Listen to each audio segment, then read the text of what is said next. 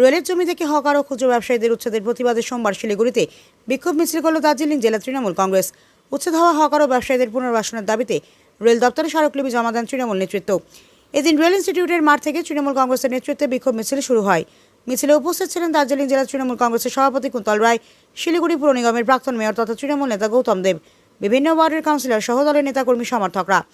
মিছিলটি শহরের বিভিন্ন রাস্তা পরিক্রমা করে রেলের সহকারী বিভাগীয় রেল আধিকারিকের দপ্তরের সামনে পৌঁছয়। সেখানে রেলের আধিকারিকদের কাছে হকার ও খুচরো ব্যবসায়ীদের পুনর্বাসনের দাবি জানিয়ে স্মারকলিপি তুলে দেওয়া হয়। তৃণমূল নেতৃত্বের অভিযোগ, রেলের উচ্ছেদ অভিযানের ফলে দীর্ঘদিন ধরে রেলের জমিতে ব্যবসা করে জীবিকা নির্বাহ করা বহু হকার ও খুচরো ব্যবসায়ী সমস্যার মুখে পড়েছেন। তাদের দাবি, ওই ব্যবসায়ীদের মধ্যে অনেকেই 30 থেকে 40 বছর ধরে একই জায়গায় ব্যবসা করে আসছেন।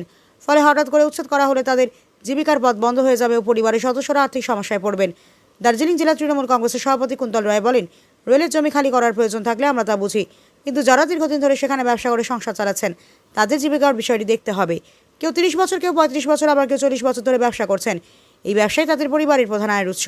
তিনি আরও বলেন, উচ্ছেদ করতে হলে বিকল্প জায়গায় তাদের পুনর্বাসনের ব্যবস্থা করতে হবে। শুধু উচ্ছেদ করে দিলে হবে না, রেল কর্তৃপক্ষকে মানবিক দৃষ্টিভঙ্গি নিয়ে বিষয়টি বিবেচনা করতে হবে। তৃণমূল নেতৃত্বের পক্ষ থেকে দাবি জানানো হয়েছে, দীর্ঘদিন ধরে রেলের জমিতে ব্যবসা করে আসা হকার ও ক্ষুদ্র ব্যবসায়ীদের সঙ্গে আলোচনা করে সমস্যার সমাধান করা হোক।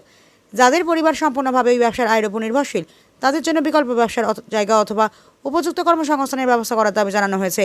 রেলের উচ্ছেদ অভিযানকে ঘিরে তৃণমূলের এই আন্দোলনের পর হকার ও খুচরো ব্যবসায়ীদের পুনর্বাসনের বিষয়ে রেল কর্তৃপক্ষ কী পদক্ষেপ করে, এখন সেদিকেই নজর। আপনারা সবাই জানেন যে সারা শিলিগুড়িতে এবং শিলিগুড়ি সহ গোটা উত্তরবঙ্গেই বিভিন্ন জায়গাতে রেলওয়ে নোটিশ করেছে এবং একটা উচ্ছেদের প্রক্রিয়া এদের চলছে।